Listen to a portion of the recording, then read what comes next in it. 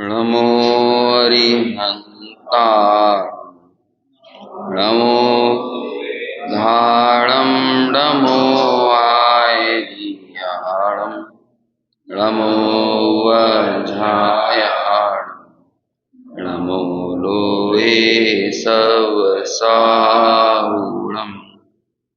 मङ्गलं भगवान् वीरो मङ्गलं गौतमगणी मङ्गलं कुन्द कुन्दाद्यो जैन धर्मोऽस्तु मङ्गलम् सर्वमङ्गलमाङ्गल्यं सर्वकल्याणकारकं प्रधानं सर्वधर्माणां जैनं जयतु शासनम् जैनं जयतु शासनम् येनात्मा बुध्यतात्मैव परत्वेनैव चापरम् अक्षयानन्तबोधाय तस्मै सिद्धात्मने नमः।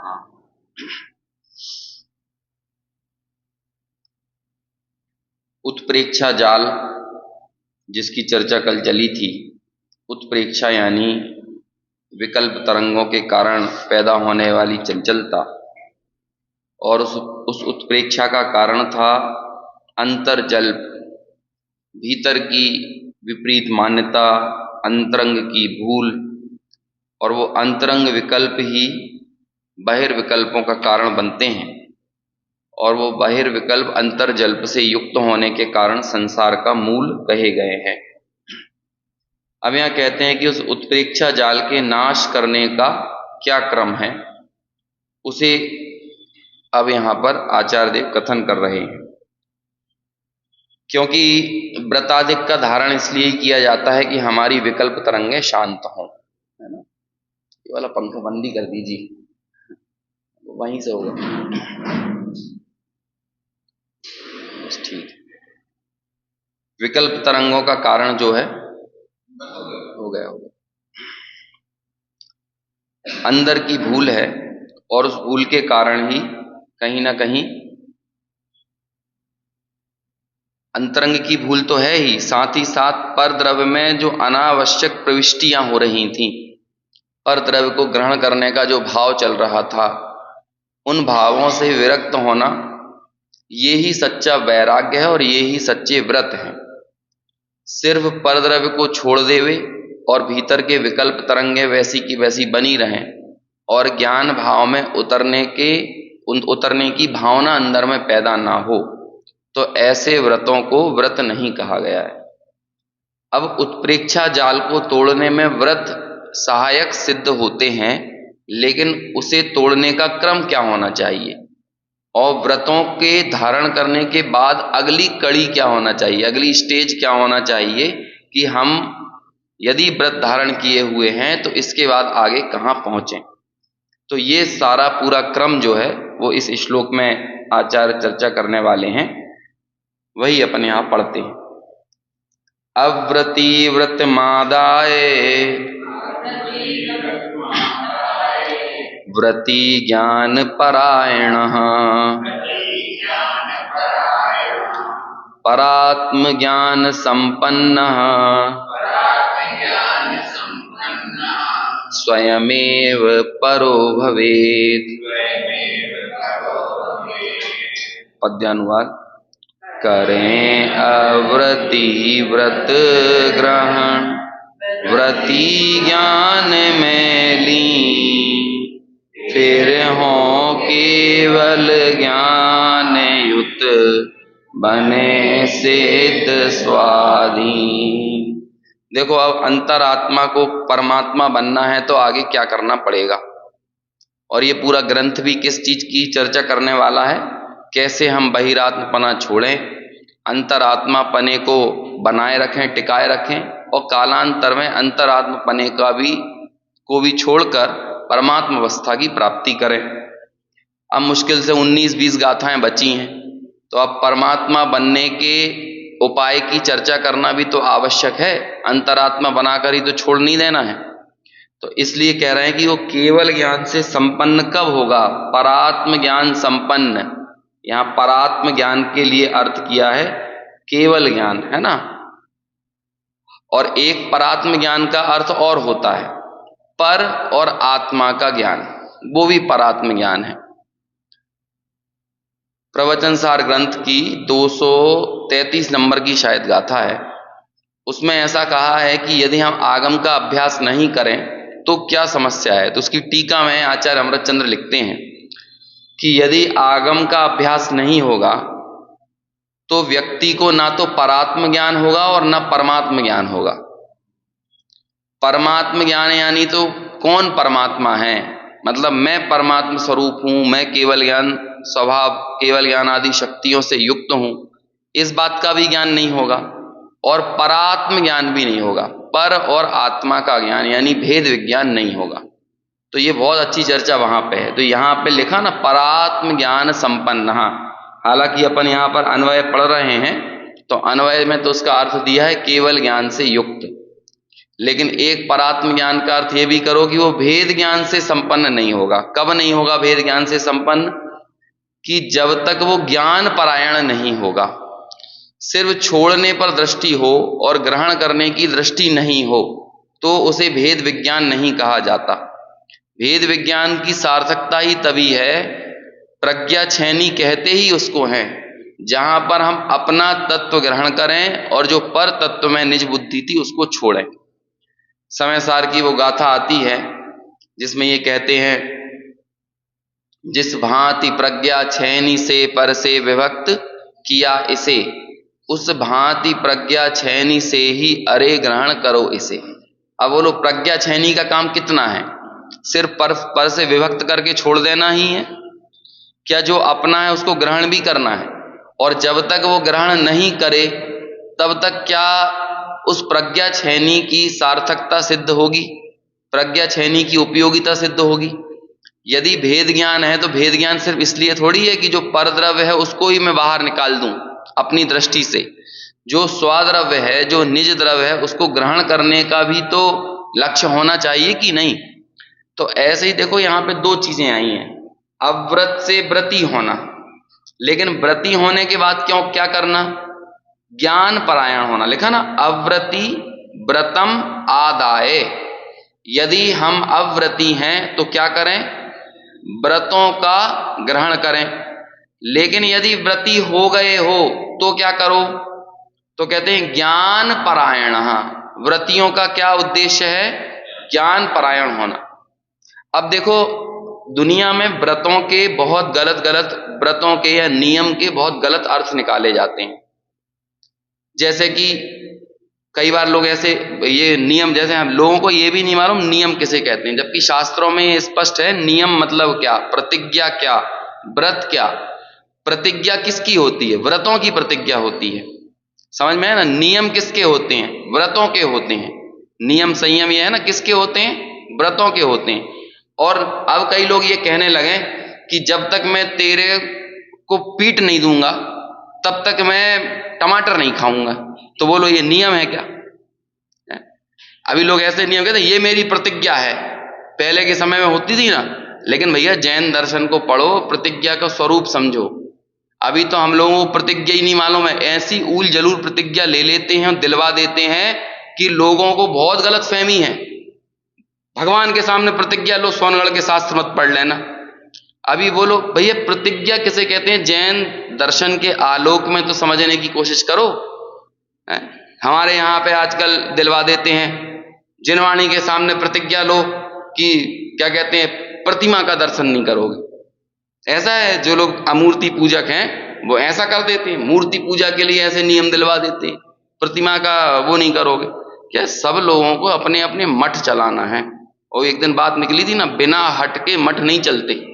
जब तक हट नहीं होना तो मठ कैसे चला ले? तो अब वो हट ऐसे ही होते हैं कि भाई किसी की दुकान किसी शास्त्र का निषेध करके चल रही है तो वो ही हट पाल कर बैठेगा और उसे अपने मठ को चलाने के लिए अपने साथियों को, अपने संगियों को ऐसे ही नियम दिलवाएगा। लेकिन जैन दर्शन के आलोक में तो समझो व्रत क्या है, प्रतिज्ञा क्या है, नियम क्या है। सीधा सीधा नियम है, हिंसा नृतस्तेया चौर्या ब्रह्म परिग्रह विरतिर्वितम। बस ये परिभाषा तत्वार्थ सूत्र की मूल स्लोगन है। प्रतिज्ञाओं में आप ये विचार करो कि मैंने ये नियम लिया है, इसमें हिंसा से छूटा, झूठ से छूटा, चोरी से, कुशील से, परिग्रह से। अब उल जलूल प्रतिज्ञा लेने से कोई मतलब नहीं है। इसको थोड़ा सा और एक्सटेंशन कर दो। टोडरमल जी के शब्दों की का यदि हम सहारा लें तो वो कहते हैं, जिससे समता बढ़े, राग द्वेष घटे, ऐसी प्रतिज्ञा करना। क्या करना? समता बढ़े, हिंसा, झूठ, चोरी, कुशील, परिग्रह भी इसलिए ही छोड़ा है कि राग द्वेष घटे और समता बढ़े। क्योंकि हम देखते हैं बिना तीव्र राग द्वेष के झूठ नहीं बोला जा सकता, चोरी नहीं की जा सकती, कुशील सेवन नहीं हो सकता, परिग्रह का संग्रह नहीं हो सकता। अब बताओ कि व्रतों की मूल धारणा, मूल उपयोगिता क्या है जैन दर्शन के आलोक में? कि 5 पापों से निवृत्ति हो, समता भाव में वृद्धि हो। अब इसके अलावा कोई कुछ नियम दिलवा दे तो बोलो वो नियम संज्ञा कहलाएंगी? कुछ भी, कोई भी कुछ भी नियम ले ले जिसका कोई ठौर ठिकाना ही नहीं है ना। अब कहां कहां के कैसे कैसे नियम आते हैं। वो चिट और पर्चियों में भी कई बार इतने अजीब अजीब टाइप के नियम निकलते हैं कि उन नियमों का ही कोई, मंदिरों में चिट वगैरह डाल देते हैं ना, पर्चियां चिट डाल देते हैं, तो उन चिट और पर्चियों का ही नियमों की वो समझ में नहीं आता कि आखिर ये नियम काय के लिए डाला है। मेरा भाई है तो पहले कभी कभी पर्ची निकालता था, तो अब उसने पर्ची निकाली और उस पर्ची में क्या निकल के आया कि उसमें ये निकल के आया कि अपने नजदीक का जो सबसे करीब का मंदिर हो, वो जब वहां रहता था, क्या कहते हैं, अपने खरगोन वगैरह में, सबसे नजदीक का कोई तीर्थ क्षेत्र या सिद्ध क्षेत्र वगैरह हो, वहां का दर्शन करने जाना है, ऐसा वो निकला। अब भाई उसके नजदीक का जो सिद्ध क्षेत्र था वो 16 किलोमीटर दूर था। अब वो उस 16 किलोमीटर के लिए वो पर्ची में निकला है नियम, अब तो ये करना ही पड़ेगा। खरगोन के पास कहीं पे पोस्टिंग थी उसकी उस टाइम पे, हाँ, तो अब उसे या ऊन जाना पड़ेगा या फिर कहाँ बड़वानी, बावन गजा, कहीं इधर जाना पड़ेगा। तो अब वो बड़ा तनाव में। मैंने कहा भाई, नियम तनाव खत्म करने के लिए लिया जाता है कि नियम लेके खुद तनाव में पड़ने के लिए नियम होता है? अब आपने ऐसा नियम ले लिया, अब वो लोग अब वो अलग से तनाव में कि भैया ऑफिस जाऊं, वहां का काम पूरा करूं कि पहले वहां जाऊं, है ना। तो ये ऐसा नियम निकल गया है। तो अब इस तरह के नियमों का पहले विचार करो। नियम समता को बढ़ाने के लिए हैं, विकल्पों को बढ़ाने के लिए नहीं है। अब देखो, ये जो व्रती और अव्रती वाली जो बात आ रही है ना, उत्प्रेक्षा जाल को खत्म करने का उपाय, ये चर्चा चल रही है। उत्प्रेक्षा जाल का हमने कल क्या अर्थ किया था? बाहर के विकल्प, विकल्प तरंगे, है ना, और वो अंतर जल्प युक्त बहिर्विकल्प, उसे कह रहे थे उत्प्रेक्षा जाल। एक तरह का ऐसा जाल बन गया है जिस जाल में ये जीव उलझ कर अपने ज्ञान स्वभाव की प्राप्ति करने से अत्यंत दूर हो जाता है। अब यहां पर कह रहे हैं कि उस उत्प्रेक्षा जाल को कैसे तोड़ा जाए। तो कहते हैं यदि अव्रत हैं तो व्रती हो, तो अव्रत का सीधा संबंध किससे लेना है? बहुत विकल्प तरंगों से बचो। जिन जिन कार्यों में विकल्प तरंगें हो रही हैं उनसे बचो। अब इस देखिए, इतने से छोटे से पॉइंट को लेकर आप पूरे के पूरे 12 व्रतों को जस्टिफाई कर सकते हो, 28 मूल गुणों को जस्टिफाई किया जा सकता है। किस लिए दिग्व्रत होता है, किस लिए देश व्रत होता है, किस लिए अनर्थदंड व्रत होता है ना, किस लिए और भी दूसरे अणुव्रत आदि होते हैं। जितने भी, चाहे शिक्षा व्रत हो, चाहे गुण व्रत हो, चाहे अणुव्रत हो, सबका उद्देश्य क्या है कि बिना अत्यंत विकल्प तरंगों के अमुक अमुक कार्य में प्रविष्ट नहीं हुआ जा सकता। अब उन सब चीजों को तोड़ना है, जैसे कि फलानी जगह धंधा करने जाना है, फलानी जगह ऐसा करना है, फलाने हमारे व्यापार का विस्तार करना है। अब आपने क्या किया? दिग्व्रत देश व्रत से अपने आप को बांध लिया। ग्रस्त व्यक्ति ने बांधा है अपने आप को, जो कि काम धंधे घर परिवार के बीच में रह रहा है, उसने अपने आप को दिग्व्रत और देश व्रतों से बांध लिया। क्यों बांधा है? क्योंकि उस क्षेत्र के विकल्प जितने खड़े होते थे वो दूर हट जाएं। तो अब ये क्या हुआ? अव्रत से व्रती हुआ। लेकिन व्रती होने के बाद क्या करना है? मोबाइल पे धंधा चलाना है, यही तो करना है कि अब हम देखो वहां नहीं जाते, यहां नहीं जाते, उधर एक ऐसे मिले थे अंकल जी, कहले देखो अब मैं तो पूरी तरह से धर्म में व्यस्त हो गया हूँ। पहले मैं बहुत टूर करता था अपने व्यवसाय के लिए, यहाँ भी गया, वहाँ भी गया, फलानी जगह भी गया, लेकिन अब मैंने तो सारे टूर वगैरह बंद कर दिए हैं। अब तो मैं यहाँ घर बैठे फोन कॉल पे ही अपना पूरा बिजनेस चला लेता हूँ और ज्यादा से ज्यादा समय अपना मंदिर में देता हूँ। अब बोलो कि कितने ज्यादा उन्होंने टूर बंद किए।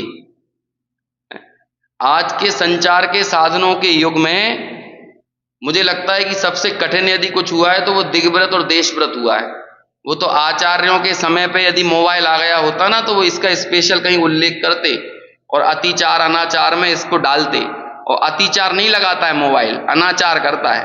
अतिचार तो किंचित दोष होते हैं और अनाचार पूरे पूरे के व्रत को ही जो खंडित कर दे वो कहलाता है अनाचार। और आप देखो घर पे बैठे मोबाइल से आप क्या नहीं कर सकते।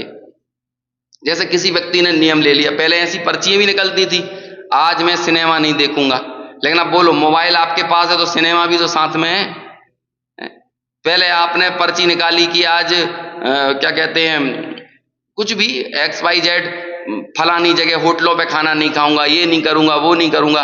अब बोलो अब होटलों का खाना आप घर पे तो बुला सकते हो मोबाइल से, तो बोलो वो क्या है, वो कोई स्वास्थ्य वर्धक है या वो अहिंसा वर्धक है।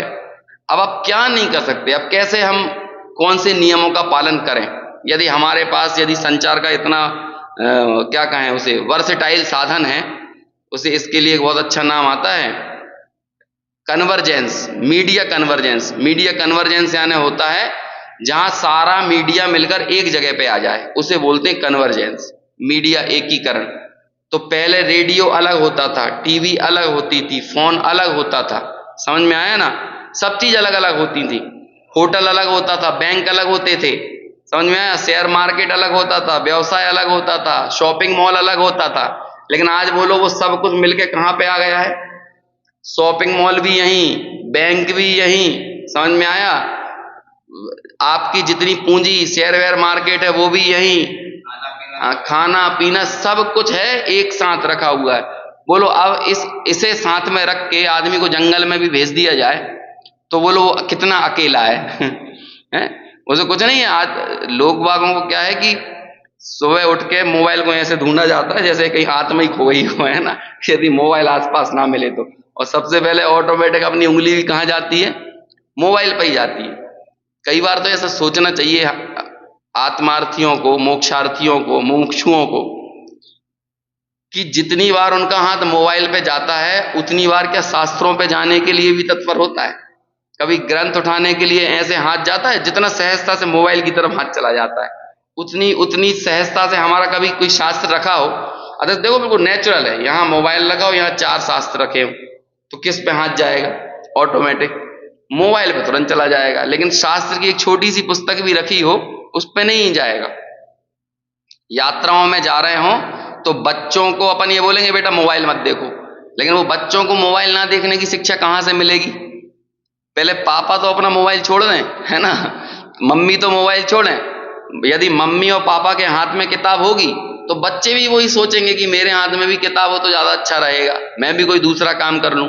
लेकिन क्या करें, वो वैसे ही संस्कार। और मुझे तो लगता है आने वाली पीढ़ी ये सोच भी नहीं पाएगी कि वो लोग पुराने जमाने के लोग बिना मोबाइल के रह कैसे लेते थे, है ना। हाँ, अब वो सब चीजें अब अपन ने इतना ज्यादा उसको क्या करें, यही है समय का फेर, है ना। जबकि एक ऐसे व्यक्ति ने कहा कि मतलब लौकिक व्यक्ति ने कि मैं तो पीडीएफ, जो एक अमेजन किंडल आता है, अमेजन किंडल से पढ़ाई होती है आजकल, तो कहते हैं कि जब तक कागज की खुशबू महसूस ना करूं ना तब तक किताबों का रस लेने का मुझे आनंद ही नहीं आता है। एक कोई बहुत लेखक थे, है ना, 60-70 साल के, तो अभी साहित्य अकेदमी वगैरह का उत्सव चल रहा था ना, यहाँ पे उन्होंने बोला, तो कहले इसलिए आज भी मैं हार्ड कॉपी के साथ ही पढ़ना प्रेफर करता हूं, और मेरे से 2 पंक्तियां 2 पेज भी वो सॉफ्ट कॉपी में पढ़ना मेरे लिए संभव नहीं है, आसान नहीं। खैर, कह रहे हैं कि अव्रतों को छोड़ने के पीछे मूल उद्देश्य क्या है कि वो विकल्प जाल टूटना चाहिए, और विकल्प जाल नहीं टूटा है तो अव्रतों के छोड़ने का हमने कोई मूल साध्य जो है ना उसकी सिद्धि नहीं की, जो उसका मूल उद्देश्य था उसकी पूर्ति नहीं हुई। और अव्रत को छोड़कर क्या किया, अव्रत छोड़ा मतलब विकल्प छोड़े, विकल्प छोड़कर व्रतों को ग्रहण किया। लेकिन व्रत ग्रहण करने के बाद व्रत के विकल्प में ही उलझ जाए तो कहते हैं ये भी साध्य नहीं है। तो व्रतों के विकल्प को भी छोड़कर फिर क्या करना है, ज्ञान परायण होना है। यदि ज्ञान परायण नहीं हुए तो व्रती होने का कोई मकसद जो है वो सिद्ध नहीं हुआ। क्यों व्रती हुए हो, इस बात का विचार तो करो। घर छोड़ा तो क्यों छोड़ा, है ना। आज के समय में तो क्या गारंटी का युग है। यदि कोई गुरु किसी को दीक्षा दिलाए तो वो सामने वाला भी कहने लगे चलो हम दीक्षा तो ले लेंगे, लेकिन हमें गारंटी दो सम्यक दर्शन होगा कि नहीं, है ना। मतलब वो घर छोड़ने के पहले क्या करेगा, सामने से गारंटी मांगेगा। तो ऐसे ही भैया वो ज्ञान परायण करने के लिए कोई गुरु किसी को समर्थ हो सकता है, या आप और हम में से कोई, हमने नए व्यक्ति से बोला कि भैया स्वाध्याय में आया करो, तो वो हमसे ये कहने लगे कि ठीक है हम स्वाध्याय में आने का नियम लेते हैं, लेकिन बोलो स्वाध्याय में आने के बाद कितने दिन बाद हमें सम्यक दर्शन हो जाएगा, गारंटी दो। तो बोलो आप उसे दे सकते हो गारंटी? इतना गारंटी का जमाना आ गया है। पहले अपन यात्राओं में जाते थे तो उन यात्राओं में हमें कुछ पता नहीं रहता था कि कहाँ हमको खाने मिलेगा, कहाँ रुकने मिलेगा, क्योंकि कोई संचार के साधन थे नहीं। लेकिन आजकल पूरी गारंटी लेके जाता है व्यक्ति, है ना, पूरा फोन लगा के कमरा नंबर क्या है, ठीक है ना, रुकना कहाँ है, ठहरना क्या है, खाना मिलेगा कि नहीं, एसी वाला कमरा है कि नॉन एसी कमरा, पूरी गारंटी चाहिए। और वैसे यहाँ पे चाहिए, ठीक है हम स्वाध्याय में आने के लिए तैयार हैं, बोलो सम्यक दर्शन कितने दिन में हो जाएगा, हमें मोक्ष कितने। और हालांकि आजकल मार्केटिंग ऐसे ही होने लगी है, लोग ऐसे ही करते हैं, मतलब क्या कहें, श्वेतांबर आदि में ये बहुत चलने लगा है, अपने यहाँ भी चलता है, दिगंबरों में भी, है ना, कि 9 बार तुम सम्मेद शिखर को चढ़ लो तो उससे क्या होगा, तो तुमको 3 भाव में मोक्ष हो जाएगा। तो बोलो अभी ये गारंटी दे रहे हैं तो 9 बार चढ़ लो, फलाना ऐसा कर लो, इतनी मालाएं फेरने का नियम ले लो, ऐसा कर लो, वैसा ले लो, ये नियम ले लो, वो नियम ले लो। लेकिन कहते हैं नियम लेने के बाद ज्ञान परायण कौन किसको कर सकता है, कौन, ये एक लिमिट है। हम लोग यहाँ पर स्वाध्याय में जुड़े हैं तो ये कोई स्वाध्याय का सुनना, कोई वक्ता, कोई पंडित, कोई विद्वान, कोई शास्त्र किसी को ज्ञान परायण नहीं कर सकता। इसमें तो सबकी अपनी अपनी बुद्धि, अपनी अपनी प्रज्ञा छेनी का प्रयोग, अपनी अपनी अनुभूति हम सबको स्वयं लेना है। अब यहां पर हम गारंटी मांगने लगे कि बोलो इस शास्त्र के पढ़ने से सम्यक दर्शन होगा कि इससे होगा, तो बोलो कहां से मिल जाएगा। आप अपनी गारंटी दे सकते हो कि कितने वर्ष जियोगे, तो फिर यहां पे तो अपनी पूरी गारंटी चाहिए। मतलब आजकल हमारी योजनाबद्धता इतनी हो गई है कि हम धर्म में भी ऐसा ही कोई अपेक्षाएं करने लगे कि जैसे आने का टिकट और जाने का टिकट कंफर्मेशन लेके यात्राओं पे निकलते हैं ना, ऐसे ही स्वाध्याय में भी हमको ऐसे ही कोई कंफर्मेशन टिकट मिलने लगे। लेकिन भैया कंफर्मेशन टिकट कहां से मिलेगा, ये ज्ञान परायण करने वाला काम तो सबको अपना अपना स्वयं करना है। ये काम कौन किसके लिए करके दे सकता है। तो ये यहां कह रहे हैं कि अव्रत से व्रती होने के बाद आपको क्या करना है, क्या होना, व्रती ज्ञान परायण। ज्ञान परायण तो स्वयं को ही होना पड़ेगा, कोई किसी को कर नहीं सकता। और जब वो ज्ञान परायण होगा तब क्या होगा, परात्म ज्ञान संपन्न, ऐसा वो जीव परात्म ज्ञान संपन्न। अब इसके 2 अर्थ, केवल ज्ञान से संपन्न भी वही होगा और भेद ज्ञान से संपन्न भी वही होगा, क्योंकि भेद ज्ञान केवल ज्ञान का आवाहन करता है। तो यदि आप भेद ज्ञानी हुए तो निश्चित ही कालांतर में केवल ज्ञानी भी होगे। समझ में आया ना। तो भेद ज्ञान और केवल ज्ञान का इतना गहरा आपस में संबंध है। अब आप इसका अर्थ चाहे तो परात्म ज्ञान का भेद ज्ञान निकाल लो या फिर इसका अर्थ केवल ज्ञान निकालो, लेकिन दोनों के लिए जरूरी तो क्या है, अव्रत से व्रती हो, व्रत से ज्ञान परायण हो। और सच्चाई तो ये है, जब हम ज्ञान परायण होने के मार्ग पर आगे बढ़ते हैं तो ये स्वाभाविक है कि हम कुछ छोड़ते ही छोड़ते हैं, और जो छोड़ते हैं और तो वो छोड़ दिया, तो छोड़ने को ही क्या कह दिया, अव्रत से व्रती होना। और व्रती होने के बाद ज्ञान परायण होना, ये क्या हो गया। इसमें देखो एक ऊपर वाली लाइन में चरणानुयोग और द्रव्यानुयोग दोनों हैं। अव्रत से व्रती होना ये क्या हो गया, चरणानुयोग। और ज्ञान परायण होना ये क्या हुआ, ये द्रव्यानुयोग। द्रव्यानुयोग का सारा जोर किस चीज पे रहता है, ज्ञान परायण होने पे ही तो रहता है। लेकिन वो ज्ञान परायण होने की विधि यहां पर किस तरह से प्रतिपादित की? अव्रत से व्रती होना। लेकिन कोई ये मत सोच लेना कि अकेले व्रती होकर ऑटोमेटिक कोई ज्ञान परायण हो जाएगा, ऐसा नहीं है। यहां पर भी पुरुषार्थ की निरंतरता आवश्यक है, तब जाकर कोई व्रती होकर ज्ञान परायण हो सकेगा। और जब ऐसे परात्म ज्ञान से संपन्न होंगे तो क्या कह रहे हैं? स्वयमेव परो भवेत। परो यानी क्या होता है? ऊपर। पर अपर गुरु होते हैं ना, पर गुरु और अपर गुरु। पर गुरु यानी सबसे ऊपर के, और फिर अपर मतलब उनके नीचे के। तो ऐसे ही होता है पर और अपर। तो ऐसे ही परो भवेत। परो भवेत यानी जैसे परमात्मा, परम शब्द कैसे बना? पर शब्द से। परम ये ऊपर वाले, सबसे उत्कृष्ट। तो परो भवेत, सबसे उत्कृष्ट अवस्था को कौन पाएगा? जो परात्म ज्ञान से संपन्न होगा। और परात्म ज्ञान से संपन्न कौन होगा? अव्रत से व्रती होने वाला और व्रत से ज्ञान परायण होने वाला। अव्रत से व्रती होकर व्रतों में ठहरना नहीं है, व्रत से भी आगे बढ़कर ज्ञान परायणता की तरफ आगे बढ़ना है। देखिए अन्वयार्थ पढ़ते हैं। हिंसादिक पंच अव्रतों से अनुरक्त हुए मनुष्य को व्रतम आदाय यानी अहिंसादि व्रतों का ग्रहण करके अव्रत अवस्था में होने वाले विकल्पों का नाश करना तथा अहिंसादिक व्रतों के धारक को ज्ञान परायण यानी ज्ञान भावना में लीन होकर व्रतावस्था में होने वाले विकल्पों का भी नाश करना है। और फिर अरहंत अवस्था में केवल ज्ञान से युक्त होकर पराः भवेत यानी परमात्मा होना है, सिद्ध स्वरूप को प्राप्त करना है।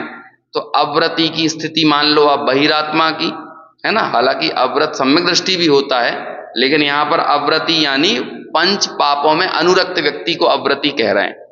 और व्रती मतलब उसकी अनुरक्ति छोड़ दी, अस्थिरता के अनुसार कदाचित स्थूल हिंसा, झूठ, चोरी, कुशील, परिग्रह का त्यागी है, लेकिन सूक्ष्म हिंसा, झूठ, कुशील, परिग्रह, चोरी इत्यादि का त्यागी वो नहीं हुआ है। लेकिन यहां पर जो अर्थ लिया ना वो बहिर्जल्प, उत्प्रेक्षा जाल।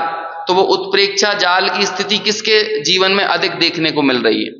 वो बहिरात्मा के लिए। इसलिए बहिरात्मा से अंतरात्मा होकर और फिर अंतरात्मा होकर परात्म ज्ञान संपन्न होकर सिद्ध पद की प्राप्ति होती है। अव्रती पने की अवस्था में होते विकल्पों के जाल का व्रत ग्रहण करके विनाश करना तथा व्रती पने की अवस्था में होते विकल्पों के जाल का ज्ञान परायण होकर अर्थात ज्ञान भावना में लीन होकर परम वीतरागता की अवस्था में उसका भी विनाश करना। किनका? व्रतों का भी विनाश करना। सयोगी जिन अवस्था में परात्म ज्ञान संपन्न अर्थात पर सर्व ज्ञानों में उत्कृष्ट जो आत्मज्ञान है, पर उत्कृष्ट है ना, परात्म ज्ञान, पर और आत्मज्ञान और एक पर का अर्थ है उत्कृष्ट। ऐसे उत्कृष्ट आत्मज्ञान जो कि केवल ज्ञान है, उससे संपन्न होकर अर्थात युक्त होकर स्वयं ही यानी गुरु आदि के उपदेश की अपेक्षा रखे बिना निरपेक्ष होकर अर्थात सिद्ध स्वरूप परमात्मा होना। अपेक्षाएं सर्व प्रकार की छोड़ देना। ना तो कोई गुरु आपको ज्ञान परायण करेगा, ना कोई शास्त्र करेगा, ना कोई तीर्थ करेगा, ना कोई क्रिया करेगी। ये ज्ञान परायणता का कार्य स्वयं के द्वारा, स्वयं से और स्वयं के लिए ही होने वाला है। ये है सर्व प्रकार की परापेक्षाओं का त्याग। विकल्प जाल का त्याग करके किस प्रकार सिद्ध स्वरूप की प्राप्ति करना, उसका क्रम आचार्यों ने निम्नानुसार बतलाया है। अब यहां पर इस पूरे पद को 4 पॉइंट में विभक्त कर दिया। अव्रत अवस्था में जो हिंसादि पाप के विकल्प होते हैं उनका अहिंसादि व्रतों का ग्रहण करके नाश करना। फिर कहते हैं व्रत अवस्था में जो अहिंसादि शुभ भाव रूप विकल्प होते हैं। देखो ऊपर के में क्या किया? अशुभ भावों का अभाव किया। फिर अशुभ भावों व्रत आदि का पालन मतलब शुभ भावों का ग्रहण। फिर व्रत अवस्था में जो अहिंसा आदि शुभ भाव रूप विकल्प होते हैं उनका ज्ञान परायण होकर अर्थात ज्ञान भावना में लीन होकर विनाश करना। शुभ भावों का अभाव करने का उपाय क्या है? अशुभ में चले जाओ, है ना, जो कि अनादि से यही तो स्थिति बनती है। हम लोग शुभ भावों को त्याग कैसे कर देते हैं? चलो भैया बहुत स्वाध्याय हो गया, कई बार तो बहुत क्या कहें बड़े हास्यास्पद स्थितियां बनती हैं। 2-2 घंटे तत्व चर्चाएं की और फिर तत्व चर्चा करके बाहर निकले तो लोग कहते चलो अब ये बातें तो बहुत हो गई, अब थोड़ी अच्छी बातें कर लो, है ना। मतलब तत्व चर्चा 2 घंटे 3 घंटे करने के बाद अब इससे पता चलता है कि लोगों का रस कहाँ पे पड़ा हुआ है। पंडित जी साहब कहते थे का मतलब वो अपनी भाषा में बोलते थे वहीं चंबल अंचल की, कहले का करें जा आदमी के लाने खीर खावे के बाद जर्दा खावे की आदत ही पड़ी हुई है तो करें क्या, है ना, होता है कि नहीं। पहले क्या बफे सिस्टम वगैरह में बहुत एक से एक आइटम रख दिए आपने, रसमलाई रसगुल्ला हलवा वलुआ सब खाया और फिर बाहर क्या रख देते हैं, जर्दा सुपारी, है ना, ये सब रख देते हैं। तो इतना इस पे व्यंग्य करते थे समझ लो। ऐसे ये लगता है कि 2 घंटे सुन लिया, बहुत सुन लिया। अच्छा 2 घंटे सुनने के बाद अंदर में ये बात आती नहीं है कि अब ये सुनने के बाद भीतर में उतरना है, प्रज्ञा छेनी का कोई उपयोग करना है। हमें जाना कहाँ पे, वापस ये सुनने के बाद जाना तो बाहर ही है। तो इसलिए हम लोगों के साथ ये स्थिति निरंतर बनती है, शुभ से शुभ का अभाव कर देते हैं हम, क्योंकि यही तो सुन के आए हैं।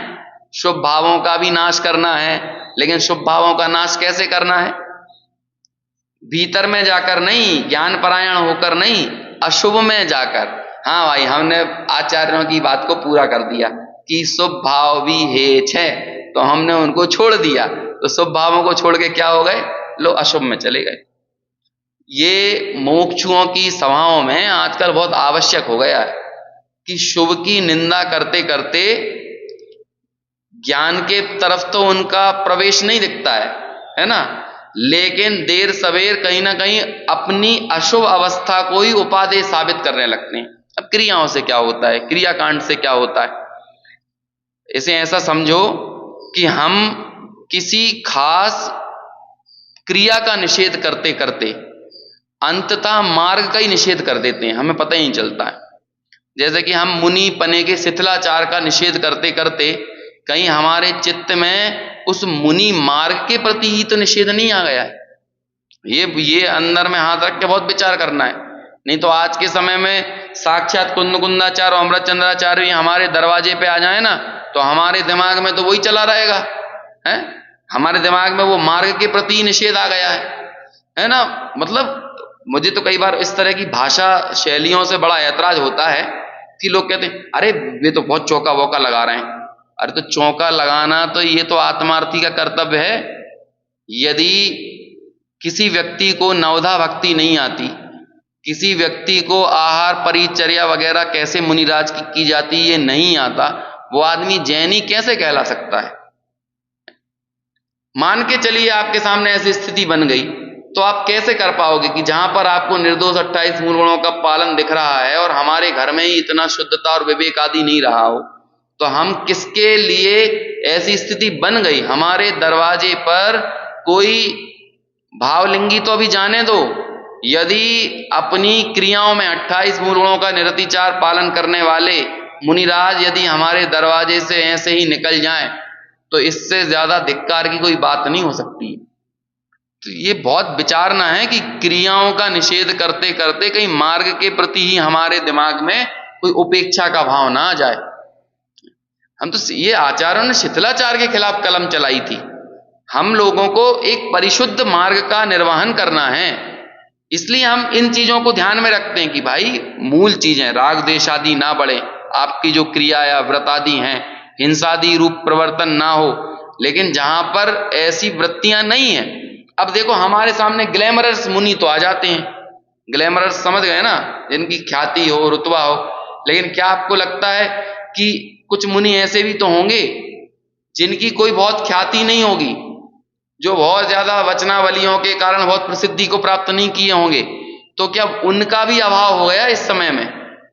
यदि हम अभी 2500 साल निकले हैं, 2500 साल बाद ही हमारे दिमाग में ये आ गया कि कोई मुनि नहीं है, तो शास्त्र तो कह रहे हैं कि भैया पंचम काल के अंत तक मुनि पाए जाएंगे, भावलिंगी संत होंगे। तो हम 2500 साल में इतनी निगेटिविटी अपने अंदर में लेके आ गए, तो हम 21,000 साल बाद तक की स्थिति को कैसे एक्सेप्ट कर पाएंगे? तो किसी क्रिया विशेष का शिथिलाचार का निषेध करते करते हमारे चित्त में मार्ग का निषेध नहीं आ जाना चाहिए। इसलिए शुभ भाव हे है, शुभ भाव हे है, तो शुभ भाव हे है तो कहां चले जाओ, कहां डुबकी लगा दो? अशुभ भावों में। और अशुभ भावों में नहीं लगता उसे, मोबाइल चलाने में विकल्प तरंगे नहीं लगती, पूजा करने में विकल्प तरंगे लगने लगती हैं, भक्ति करने में विकल्प तरंगे लगने लगती हैं, भगवान की आराधना उपासना विकल्प तरंगे लगती हैं, स्वाध्याय करना विकल्प तरंगे लगती हैं। ज्यादा हम नहीं पढ़ते, हम लोगों का पूरा चित्त तो कहां लगता है? क्या कहते हैं, हम तो निर्विकल्प की साधना करते हैं। कैसे निर्विकल्प की साधना कर रहे हैं? दुकान पे बैठे बैठे, टॉकीजों में बैठ के ही लोगों की निर्विकल्प की साधना हो रही है, रेस्टोरेंट में बैठ के निर्विकल्प की साधना हो रही है। तो भैया अशुभ में डूबना, ये शुभ को छोड़ने का कोई प्रयोजन नहीं है, बल्कि शुभ को कहां छोड़ना? यहां पर लिख रहे हैं ना, व्रत अवस्था में जो अहिंसादि रूप स्वभाव विकल्प होते हैं, उनका ज्ञान परायण होकर, ज्ञान ये विधि है। इसलिए मैंने कल परसों एक बात कही थी कि आप एक लाइन बताओ, जो लाइन आपको ये कहती है कि ज्ञान भाव को के अशुभ में जाकर शुभ को छोड़ दो। शुभ हे है, लेकिन क्या कहीं भी ये लिखा है कि अशुभ में जाकर शुभ हे है? ज्ञान परायण होकर ही शुभ हे है, अर्थात ज्ञान भावना में लीन होकर उसका विनाश करना। ज्ञान भावना में लीन होने पर परम वीतराग तथा केवल ज्ञान युक्त जिन दशा अरहंत अवस्था प्रकट होती है और स्वयं ही सिद्ध पद की प्राप्ति होती है। स्पष्टीकरण और पढ़ लेते हैं। हालांकि स्पष्टीकरण में थोड़ी सी विस्तार से चर्चा की गई है। इसमें 3 जो बहुत प्रसिद्ध पुरुषार्थ सिद्धि उपाय के श्लोक हैं उनकी चर्चा है, इसलिए मैं सिर्फ 5 मिनट में पढ़ता जाता हूं, है ना, बाकी सब चीजें स्पष्ट है। व्रत अव्रत इन दोनों विकल्प रहित, जहां पर द्रव्य के ग्रहण त्याग का कुछ प्रयोजन नहीं है, ऐसा उदासीन वीतराग शुद्धोपयोग है, वही मोक्ष मार्ग है। पहले अशुभ उपयोग छूटकर शुभोपयोग होता है, पश्चात शुभोपयोग छूटकर शुद्धोपयोग होता है, ऐसी क्रम परिपाटी है। धर्म का प्रारंभ चौथे अविरत सम्यक्त गुण स्थान से होता है। इसके पूर्व जीव की मिथ्यात्व अवस्था होती है।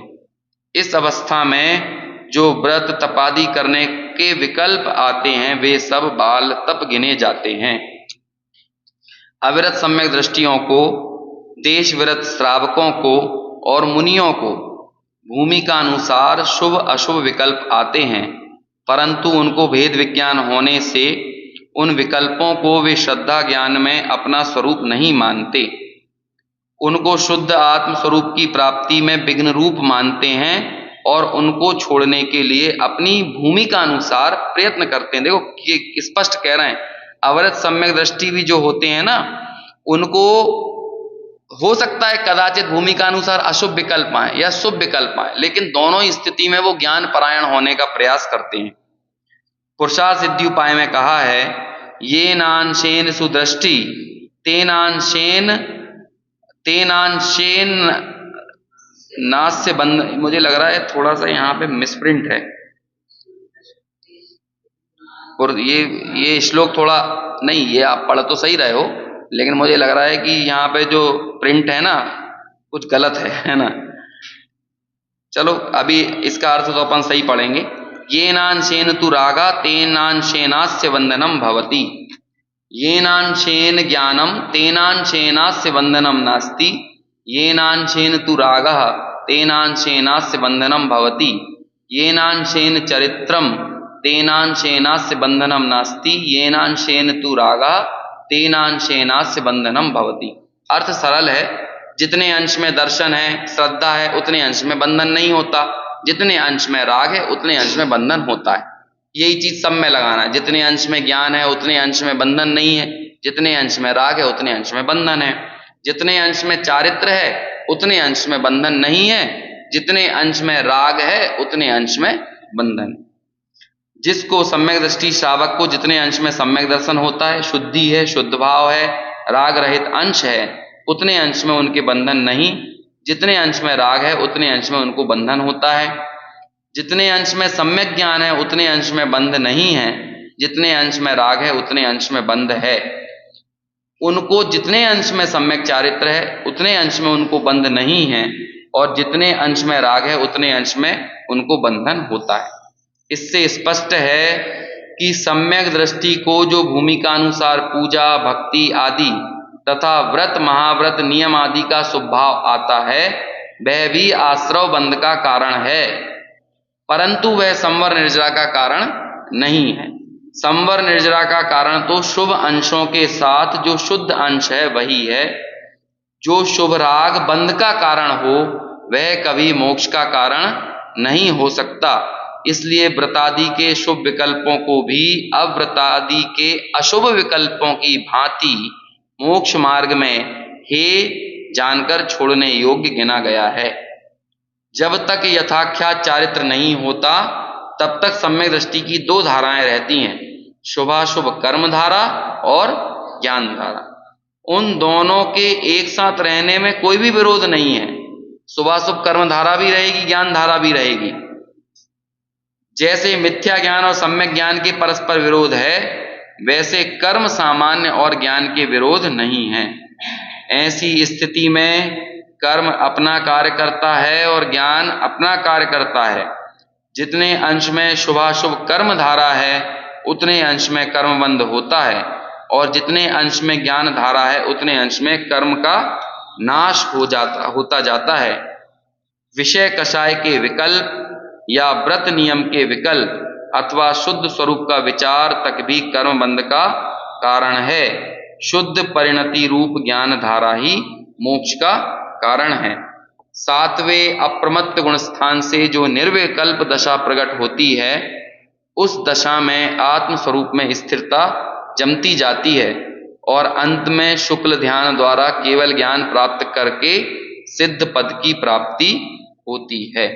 इस तरह से उत्प्रेक्षा जाल, विकल्प जाल को खत्म करने का क्रम यहाँ पे बताया गया। अब अपनी अगली चर्चा चलेगी 19 तारीख को। 19 को रंग पंचमी तो नहीं है, तो फिर 20 से चलेगी, है ना।